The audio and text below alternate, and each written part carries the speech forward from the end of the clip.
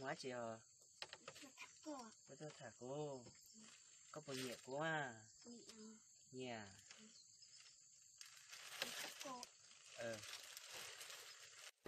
Còn bao nhiêu là yêu thương trong trái tim em đã trao hôm nào. Chứ một thằng cũng không có gì, chỉ có con từ không có à? Con cũng không có gì, không xiết gì.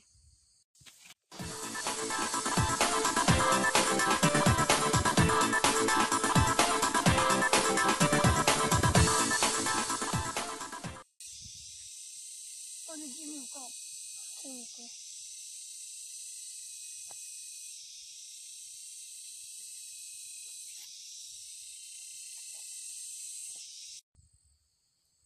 Chắc chỉ con gì một con cũng phục vậy thôi. Con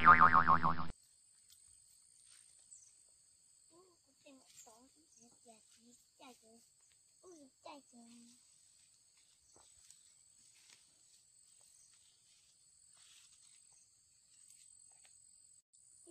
Cú lùng mua chết, cú lùng mua nhỉ, thằng chim một thằng tôi cũng lùng câu kìa.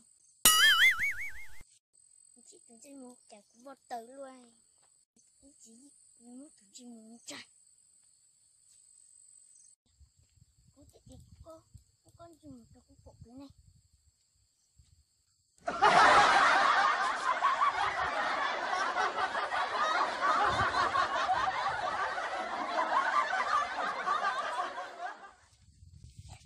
Cô nhung cổ.